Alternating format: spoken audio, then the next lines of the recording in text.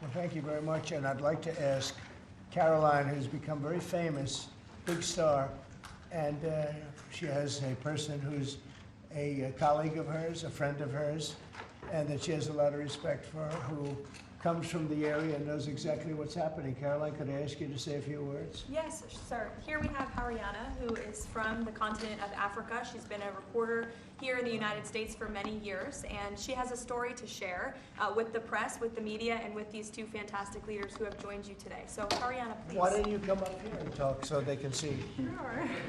That'd be great. Thank you very much. Thank you, Mr. It's a great honor. Thank you, Mr. President. So, as Caroline has mentioned, President, first of all, I want to let you know that I'm the only African reporter accredited here at the White House and I cover for the entire continent. So I just arrived from Congo, Democratic Republic of the Congo, yesterday. I went to see firsthand how the people is feeling and the president's message, President Felix Tshisekedi, about this upcoming peace deal. And let me tell you firsthand what I've witnessed myself. I spoke with the people on the street. I spoke with youth. They know your name. They know that our president named President Trump is working hard to finally bring peace to the country. I saw hope. They have hope now for a better day in Congo. They see what you're doing as a future, better future for Congo. And I had opportunity to sit down with President Felix Tshisekedi for an interview because I want to understand his mind, what he's thinking, his feeling about everything that your administration is doing. And he told me firsthand that for many years, many American presidents overlooked this conflict. They didn't do nothing. Even myself, I cover President Biden's administration. I pressed many times about this conflict. People are dying in Congo. This country has so much potential, but they need help because this war is destroying the country. Right. They never gave me any answer. And he told me, President Tshisekedi, that he's you have no idea, he's very thankful for what you're doing, for what your administration is doing. Not only him, the entire Congolese people, they see that finally they will have hope. And President Tshisekedi also mentioned at the end of my interview that when peace finally comes to the Democratic Republic of the Congo, he's thinking to nominate you as a Nobel Prize Peace because he said you deserve, you have been working to bring peace in the world, not only at the Congo, and he's very hopeful to meet you in the future. That's so nice, boy, and that's so beautifully stated. And Caroline said, number one, she did say, and I shouldn't say this because it's politically incorrect, she said, she's beautiful, and you are beautiful. Okay? I'm not allowed to say that, you know, that could be the end of my political career, but I say it anyway. But you are beautiful, and you're beautiful inside. So I wish I had more reporters like you. So you covered Africa for a long time? Yes, for over 10 years. Wow. I cover even your first administration. Yes, I know that. That's great. Well, thank you. That's so nice that you said that. Appreciate it. And I have one more question, Yes. Mr. President. Since we know in July or in the future, both President of Rwanda and the Congo will be coming to the United States. In Africa, President João Lourenço, the president of Angola, he is also the leader of African Union. Good. He worked very hard to bring peace, but unfortunately... Let's get him here. Yes, that's okay? right. Would you invite him for me? Of course. Okay? Of course. No, we'll have. I know that he works very hard, and he's the head of essentially the union. So the union all over Africa, not the kind of union that we have. This is the union all over Africa, and I'd love to have him, so you'll let him know. Of course, Mr. President. Thank you very much. Thank you, Good. Mr. Now you go back to where you belong, Sure. right? That's great. That's a great job. It's real knowledge and real heart, too. Congratulations. Okay. So we're here today to celebrate a glorious triumph, and that's what it is, for the cause of peace. And this is a long time waiting, the signing of a historic peace agreement between the Democratic Republic of the Congo and the Republic of Rwanda. The conflict has continued, and it's been going on for many, many years. It's been going from, I guess they say 30 years. The Great Lakes region of Africa for a long time, and maybe even time before that. How is the Great Lakes region? Must be beautiful, right? Beautiful, beautiful region, but they had a lot of war, right? A lot of fighting, a lot of death. It's displaced countless people and claimed the lives of thousands and thousands. But today, the violence and destruction comes to an end, and the entire region begins a new chapter of hope and opportunity, harmony, prosperity, and peace. That's been a long time waiting. I said, how long has the war been going? And a friend of mine who's very much involved said 30 years, and at least 6 million people were killed during that period of time. It's incredible. And somebody said that was actually, it's the biggest war on the planet since World War II.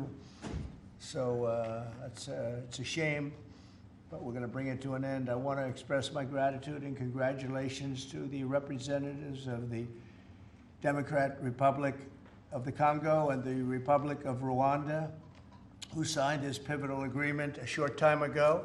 They just signed right in front.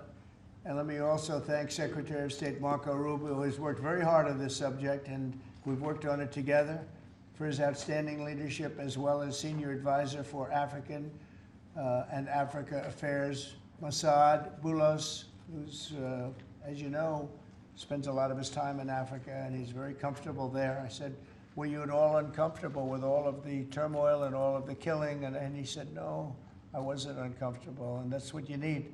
You need somebody that's going to be able to get. So, Mossad, I want to thank you very much for the job you've done. Amazing guy, actually. I also want to thank African Union, Qatar, Togo, for working closely with the United States. And I know Qatar was really working hard, and African Union, we just spoke about that. And I look forward to having them representatives here when we do the official meeting, and that'll be sometime in July. And we look forward to it. And you better be here covering it, okay? We're not going to stand anybody else covering it but you. But this is a tremendous breakthrough. In a few short months, we've now achieved peace between India and Pakistan, Israel and Iran, and the DRC and Rwanda, and a couple of others also. Serbia, you know, they were getting ready to go to war with a group I won't even mention because it didn't happen. We were able to stop it, but I have a friend in Serbia, and they said we're going to go to war again. And I won't mention that it's Kosovo, but it's Kosovo. But they were going to have a big time war, and we stopped it. We stopped it because of trade. They want to trade with the United States. I said we don't trade with people that go to war.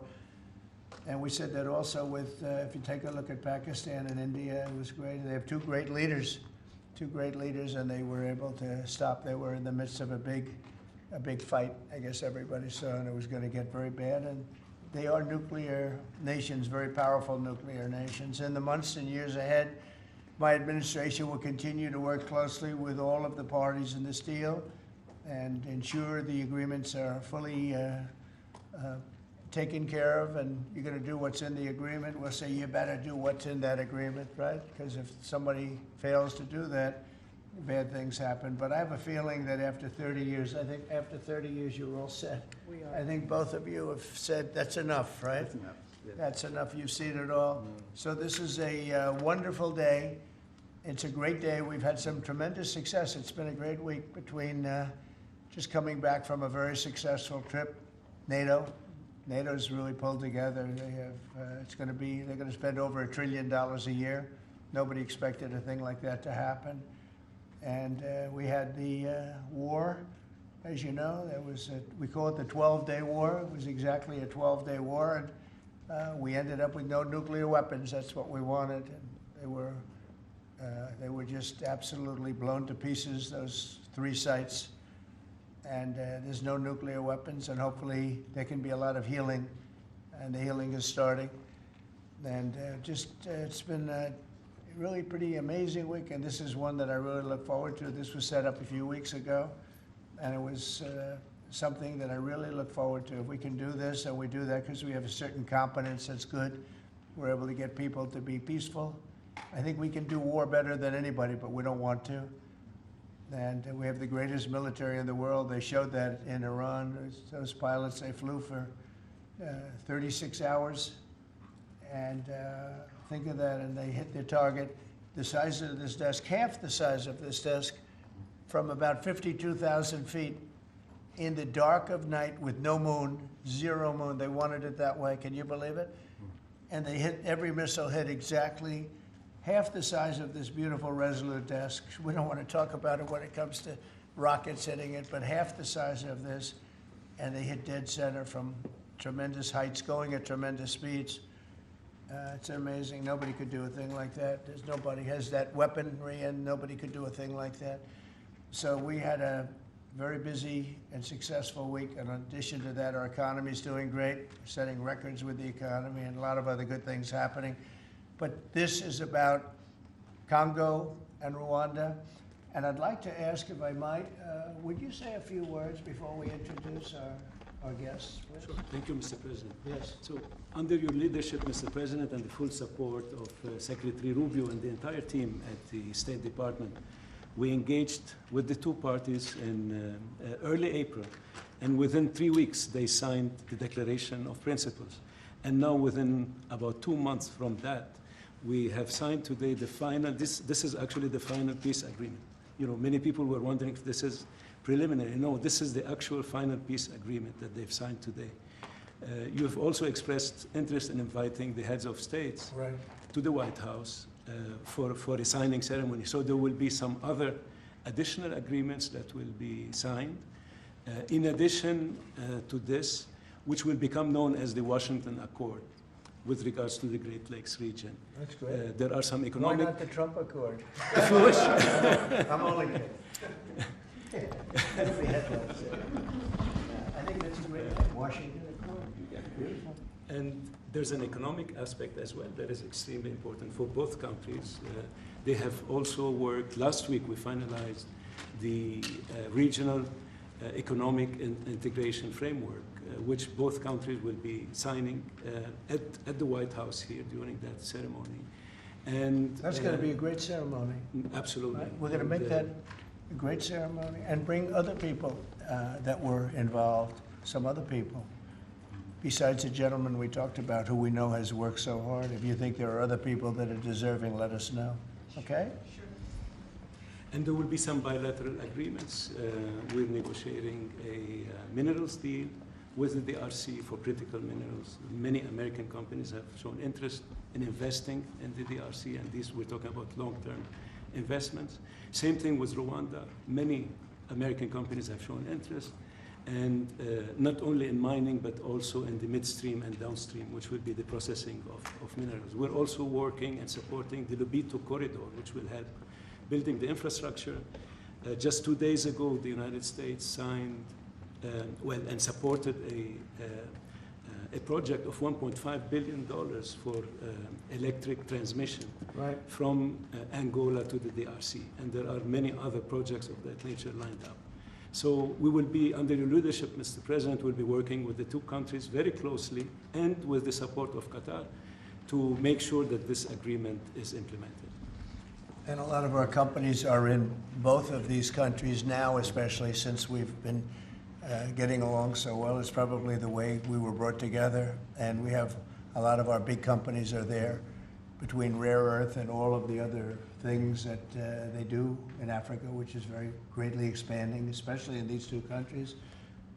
You have earth, they consider it to be about the best in the world, actually, I've heard. So we're doing a lot of different things, and it's all going to bring everybody together. That's how this all began, I guess. But the big thing is, the big thing for me is there's really only one thing, and that's getting a peace treaty with two countries that have been fighting for 30 years. And but I want to thank you all. Will, if you could, Yes, you could bring the letters over. Of course, sir. So in front of you, as you said, sir, these are the actual agreements that were signed respectively by the foreign ministers of the Democratic Republic of Congo and Rwanda earlier today, witnessed by Secretary Rubio. We've also prepared for you 2 letters. This is to President Paul Kagame of Rwanda, expressing your appreciation and congratulations for everything that's happened already, and of course inviting him to Washington for, as Dr. Bula said, what we hope will be the Washington Accords, finally setting the terms for peace and prosperity in this region, hopefully for a very long time. That's great. That's beautiful. Very important. We're going to put a picture in there, right? As soon as this is over, they're going to put, we have a fast-moving photographer, Dan. He's going to put a nice picture of us Great. here, okay? Thank you. That's for you. And, Thank you. Thank you very and much. this is a letter to President Chikisade of the Democratic Republic of Congo, again congratulating him on settling this long-running war and inviting him to Washington, D.C. for the final conclusion of the agreement, hopefully soon. That's great.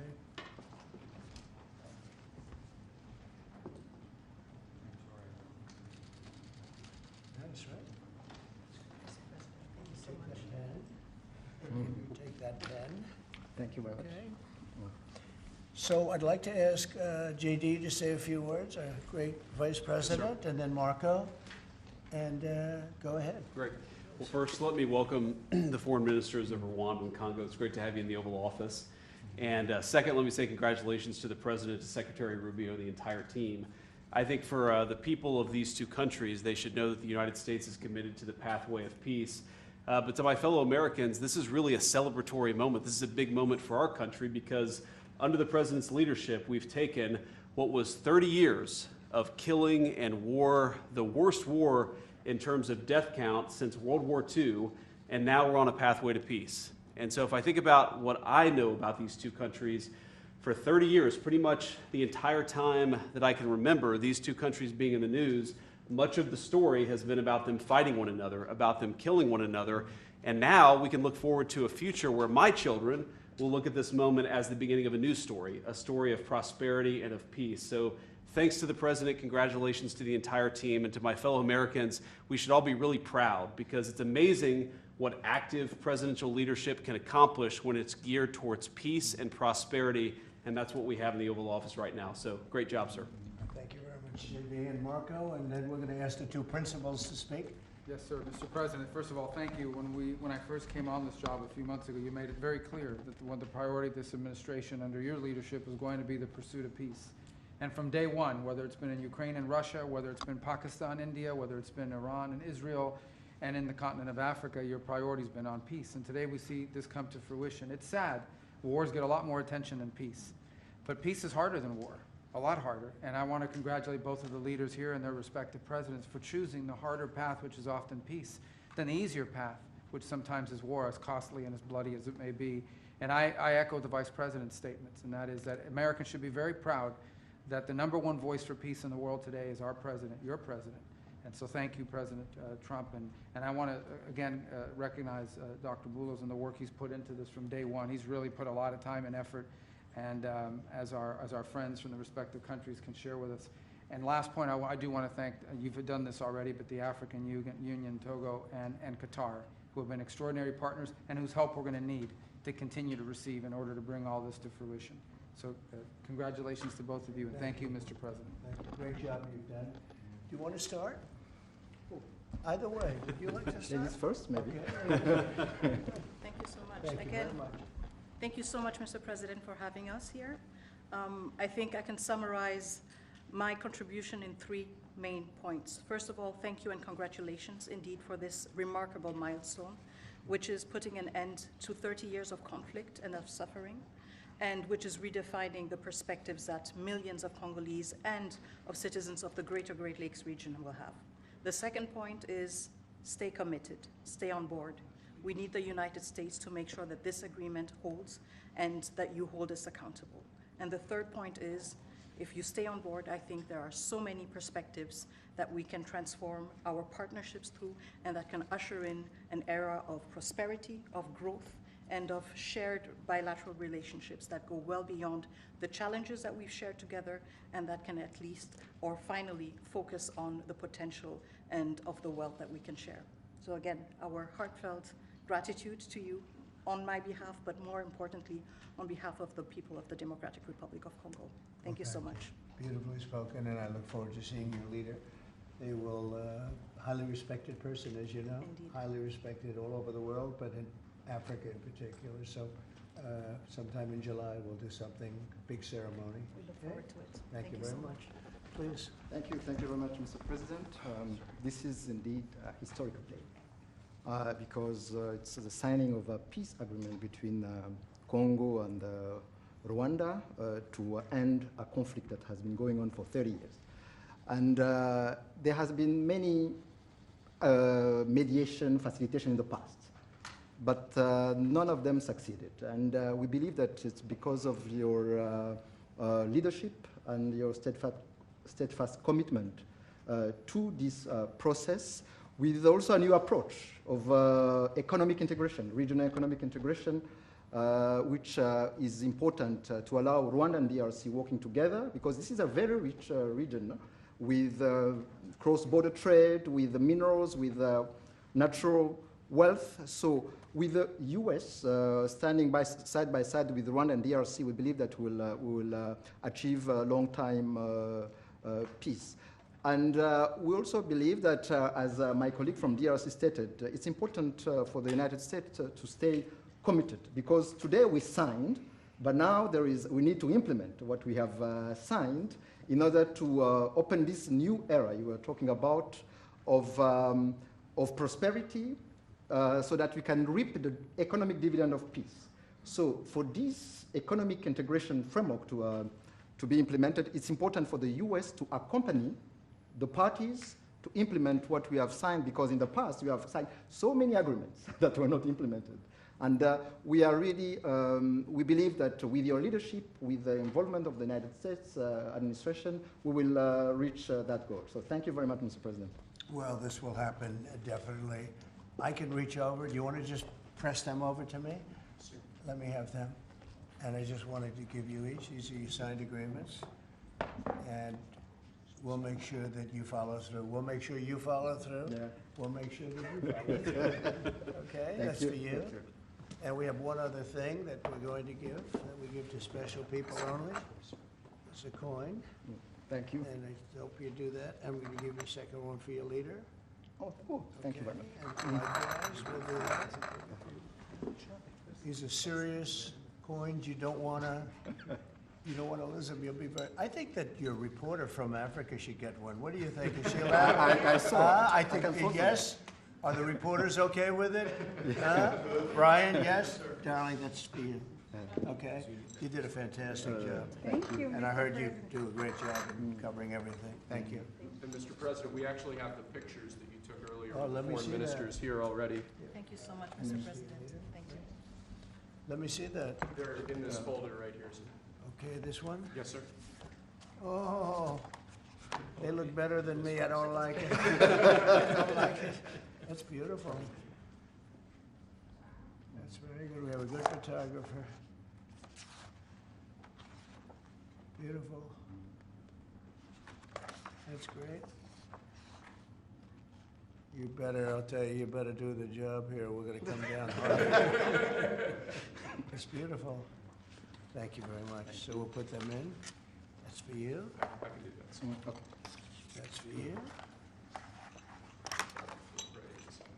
This is for the Congo. And what is it? For the Congo. Yes. Okay. Let's see, do we have two of them? I think so. He wouldn't give us one. He would have made a big mistake. Isn't that nice? That's for you.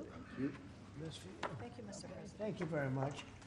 And you're all set, and this is for you. You're going to get this. Good. Might as well hold it. Thank you so Thank you much. very much.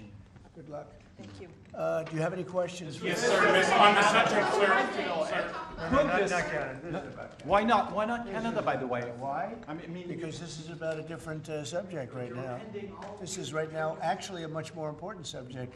We just ended a war that was going on for 30 years where 6 million people died, so don't ask me a trade question on Canada. Mr. President, Kara Castronova from Lindell TV. Now that your administration, and congratulations, has secured peace in Africa to a bloody, horrific war that's gone on for decades and no other president could do it, do you think the mainstream media will finally... I'm telling you.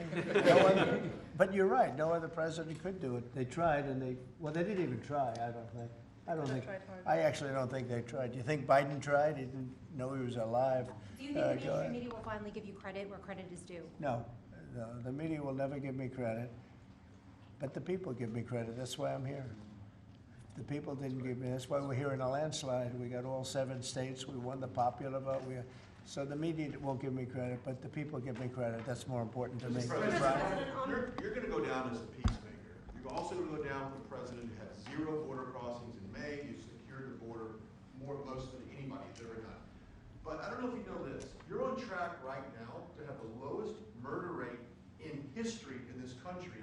And I think a lot largely go to the fact we closed down the border. If you want to comment on that, you might go down as the lowest murder rate in U.S. history. Yeah, I saw that the other day, and it's an honor. I mean, and that's really even better because, you know, we've taken a lot of illegals into the country through the Biden administration that are murderers, 11,888 to be exact. And many of them are now gone. We got rid of them. They're back where they belong. But so it's a great honor. You know, if you took that out, the numbers would be even better.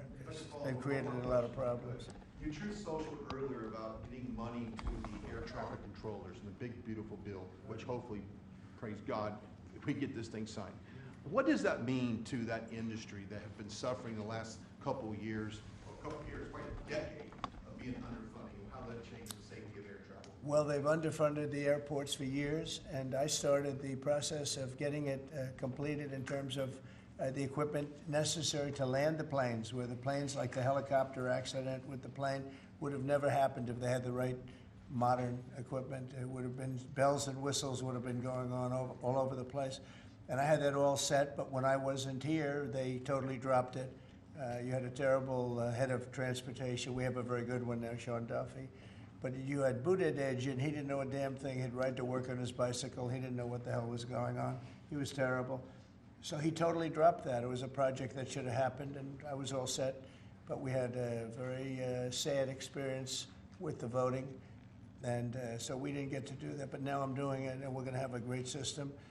And it's funded partially by the bill. It's the initial funding is by the bill, and then it gets to be funded. The rest of it comes a little bit later as we build it out.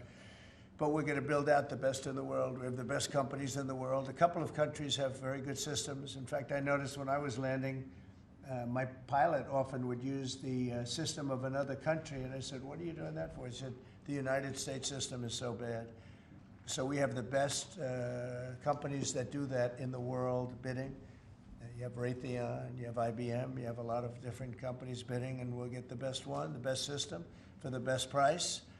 And they're going to go to town and give us a system that will be better than any other system in the world, and you won't have planes bunking into each other at 35,000 feet.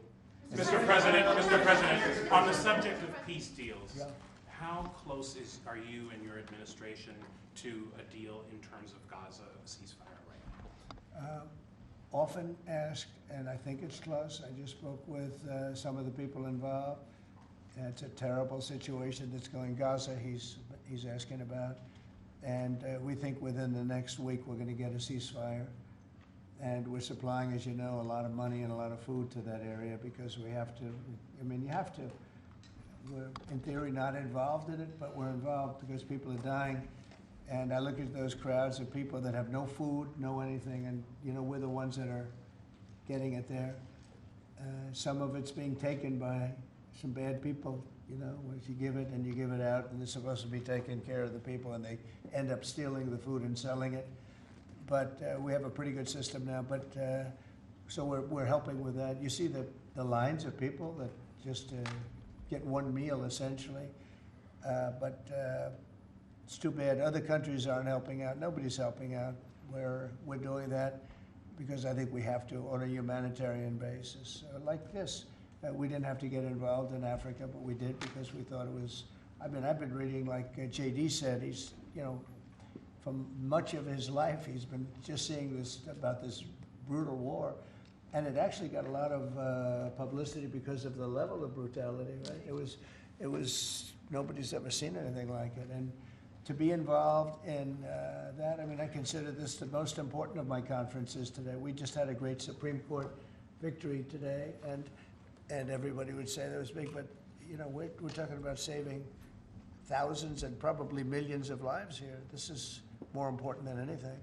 So it's great, but we're working on Gaza, trying to get it taken care of. And again, you know, a lot of food has been sent there. And other countries throughout the world should be helping also. And on another conflict that I know you've been working on, sir, is it true that you have reached out with a letter to North Korea's Kim Jong-un? Well, if there is a conflict, I get along with him very, very well. and we'll get the conflict solved with North Korea.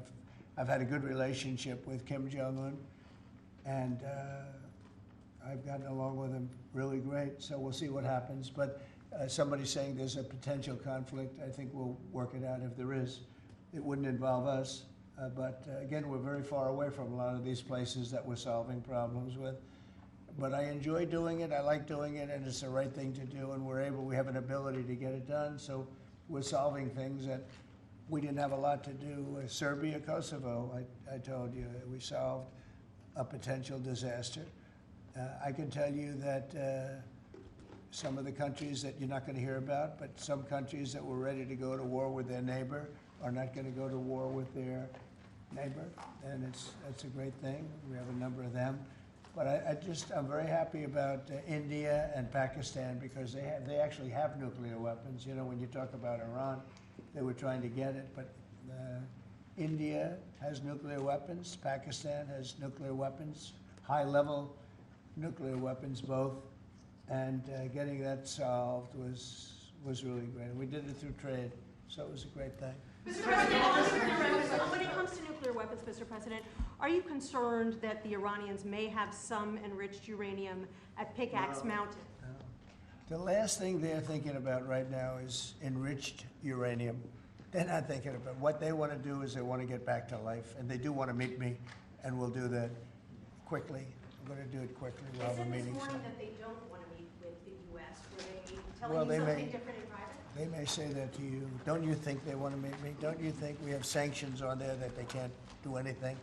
Wouldn't you think that they want to meet me? I mean, they're not stupid people, but they went through a lot, and they suffered, and so did Israel. Israel suffered greatly. It was a nasty 12 days, and yeah, we'll see what happens. Mr. President, are you considering sending Patriot missiles to Ukraine? Have you made up your mind about that yet? I may. Go ahead. On this topic, Mr. President, there are a few unanswered questions that remain in this deal. For example, will Rwanda, on this deal, on this conflict, for example, will Rwandan troops pull back from parts of the DR Congo, and also will the M23 rebel group be allowed to remain in parts of eastern DR Congo? Do you have any answer to those Well, let questions? me ask you that question. You want to answer that one? It sounds like an interesting question for you. Go ahead, please. Thank you very much. In the agreement we signed, we have taken the concept of operation for the neutralization of the FDLR, which is a vicious genocidal movement, and the lifting of Rwandan defensive measures. So this was already signed last year in November, so we will implement it. This concept of operation to do both things, to neutralize this movement, which has been destabilizing Rwanda for many years, and to lift our defensive measures. As for the M23, in the agreement also, we have decided to rely on the Doha talks because there are currently talks between the AFC M23 and the DRC government to have a peace deal also that will complement the Washington peace agreement. So both things are taken care of. Thank you. Mr. President, will the United States be enforcing this agreement? Or Well, we're going to be working with them to get it enforced. They can enforce their own agreement, but we'll be putting a lot of pressure on to make sure it gets enforced. The two people in this room are very, very capable people, and they'll get it done. I think they'll get it done. They love their, one thing I learned very quickly is how much you love your country and you want to get it done. And they know it has to get done, otherwise bad things happen. But I think we're well beyond that. Other presidents should have done what I'm doing right now. They never did it. I don't think they ever tried. I don't think it's like they couldn't do it. I don't think they ever tried. And if they did, they wouldn't be able to do it anyway.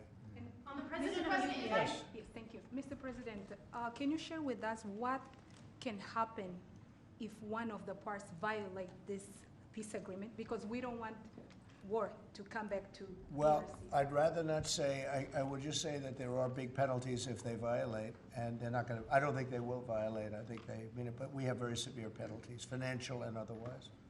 Okay? on the President, To you go back to your Truth Social post on Canada specifically, why are you deciding to end trade talks with Canada, and what rate are you looking to set?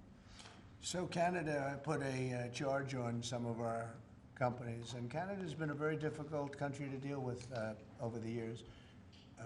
You know, we hear Canada, we have a great relationship with the people of Canada, but it's been very difficult, and they put a charge, and they were a little bit early, we found out about it. So and we have all the cards. We have every single one. We don't want to do anything bad, but they have, economically, we have such power over Canada. I'd rather not use it, but they did something with our tech companies today trying to copy Europe. You know, they copied Europe. It's not going to work out well for Europe either, and it's not going to work out well for Canada. They were foolish to do it. And so I said, we're going to stop all negotiations with Canada right now until they straighten out their act. Okay? Is there anything Canada can do to change your mind about this situation?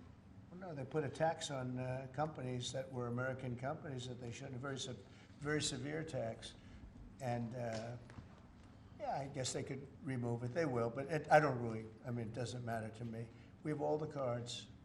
We have all the cards. You know, we do a lot of business with Canada, but relatively little. They do most of their businesses with us. And when you have that circumstance, you treat people better. They've had farmers that are getting like 300, 400, 200% in tariffs. Nobody's ever seen anything like it. We have cases, you don't read this and the people don't report, but they charge us 400% on some dairy products. 400%. Nobody writes that. It's not fair to our farmers, and we've got to protect our farmers.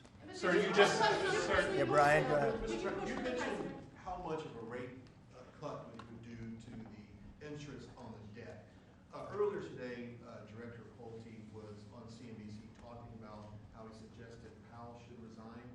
Any comments on whether or not Powell should step down? I know you've been. Well, I don't have a comment. I'd love him to resign if he wanted to. He's done a lousy job. Look, if you were there, you'd say, well, you know, the United States is doing well. They have no inflation. And if they do get inflation in a year or two, we'll start raising the rates. We'll get rid of the inflation, you know, and do other things. Biden had the worst inflation in the history of our country. 19%, but I think it was much higher than that. Frankly, they say 19%. I say, I think it's a lot higher than that. And we have almost no inflation now. We've done a great job in a short period of time. Energy prices are way down. Gasoline now is down to close to $2 in a lot of places. A couple of places I see it even broke. It's like $1.98 a gallon. We've done a great job on inflation and honestly, pretty much everything else. I think it's very sad the way people act. You know, you have a guy in there that with the stroke of a pen could lower interest rates and save us hundreds of billions of dollars a year. But he's a stupid person. You know, it's very interesting. I'm not sure if he doesn't understand it, because you should be able to understand it. It's sort of 101 economics, but I'm not sure of that. But think of it, with the stroke of a pen, he talks about costs. We can save $600 billion. Maybe even, these are nice numbers for you, right? $900 billion, $950 billion by lowering interest rates. And it's really just more of a paper movement. It's not like you're not cutting anything, you're not cutting jobs, it's just interest rates. And we're number 40 or 44, number 45. Some places that you wouldn't believe that, you know, I don't want to be disparaging, but they pay a lower interest rate than the United States of America. And without us, everything blows up. You know, we sort of control the world in that sense. But we have a guy that's just a stubborn mule and a stupid person that is making a big mistake. He's making a mistake. And it lasts for years, because when you do the debt, now, I've instructed my people not to do any debt beyond 9 months or so. Get this guy out. And whoever is in there will lower rates. If I think somebody's going to keep the rates where they are or whatever, I'm not going to put them in. I'm going to put somebody that wants to cut rates. There are a lot of them out there. And I said this morning, a lot of the business shows today were saying, you know, Trump is right. He should be cutting rates. Think of it. We have a great country. We're making a lot of money. We're taking in billions of dollars in tariffs. We have $15 trillion of money that wants to be invested here, which is a record. In 2 months, it breaks any record that we've ever had for a whole year, and not even close. 15 trillion, and it's going to be much higher than that. That's after essentially 2 months, because, you know, we've been doing it for about 2 months, 2.5 months. $15 trillion breaks every record in the book. There's never been anything like this. We have factories moving in, we have car plants moving in, we have everyone wants to be part of the United States. And as I told you, and I say it to everybody, when I was in the Middle East, the King of Saudi Arabia, and Qatar, and UAE, all great leaders, they have all great leaders.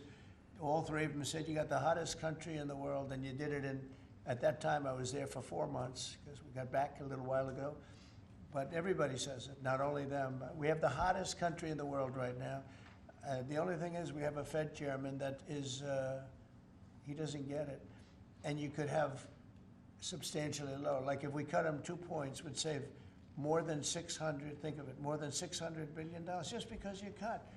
But you can't go out to the market and say, well, we have a guy that's got us at 4% or 4.5% and we want to pay 2% or 1%. I think we should be paying 1% right now. And we're paying more because we have a guy who's, you know, suffers from, I think, Trump derangement syndrome, if you want to know the truth. But he's not good for our country. The president of UVA. No, Could you push not the you, president not you. A related question on banking. There have been reports, Mr. President, that your administration is considering issuing an executive order about debanking, which is the practice of banks denying services based on people's political beliefs or industries such as crypto, people involved in that. Would you be open or interested to sign such an executive order targeting debanking, and what might Well, I think the debankers, I think that banks, I can tell you because I've been a victim myself, because of my politics, that big banks were very nasty to us. And I actually think it was Biden's people that told them to be, because the one group of people that banks are afraid of are the regulators. They are petrified of the regulators. And I've seen the biggest banker. I can tell you, you see him on television all the time. If a regulator walked into the room, he gets all nervous and crazy. They're afraid of the regulators. And if the Biden people order the banks to be virtually closed, they can do anything they want. The regulators control the banks. It's not the president of the bank. The president of the bank is far less important to a bank than a regulator. And a regulator can put that bank out of business, just like bad prosecutors are very dangerous. You know, we had a couple. I had deranged Jack Smith and some others. And we kicked their ass, but it was, you know, it's a tough kind of a situation. Prosecutors are very dangerous. A great prosecutor is an amazing asset for a country, but a corrupt prosecutor, a bad prosecutor is very bad. Well, the regulators are the same thing, and when they tell the regulator to go and make life impossible for big banks or little banks, they really control it. So there is a lot of debanking, and they call it debanking, call it a lot of different names. Essentially, they make it impossible to do business, and those people are very bad and very dangerous, and they shouldn't be doing it. You told us that on taxes, Mr. President, could you please explain how taxes would go up by 68% if the bill isn't passed? Where does that number come from? Well, it comes from the fact that you have automatically the Trump cuts, which were the biggest cuts that we've ever had. Now, these cuts are even bigger. But from the last administration, we had the Trump cuts. It was a 5-year deal, and it comes due.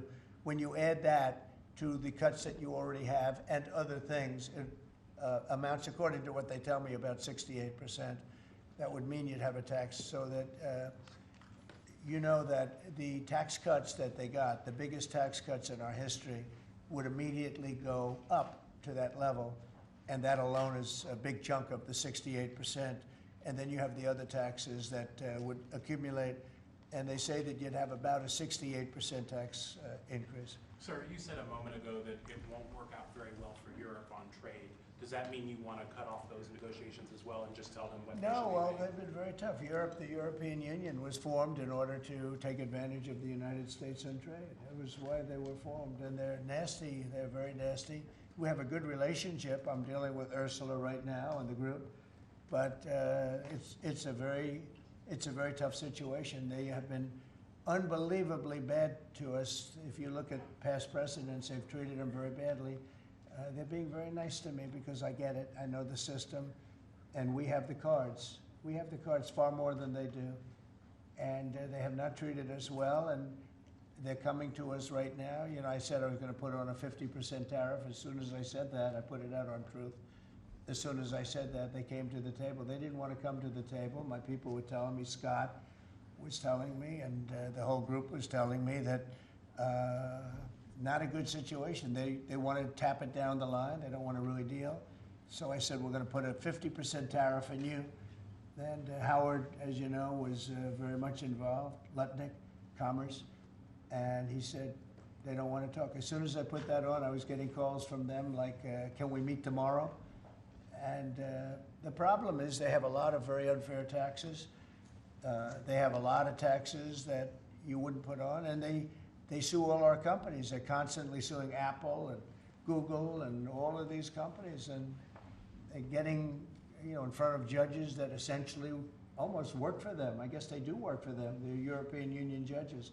And they're getting these crazy rewards. Apple was fined $17 billion, and others are being fined tremendous numbers of dollars. They're nasty people. And I don't want them affecting U.S. companies. I don't want that.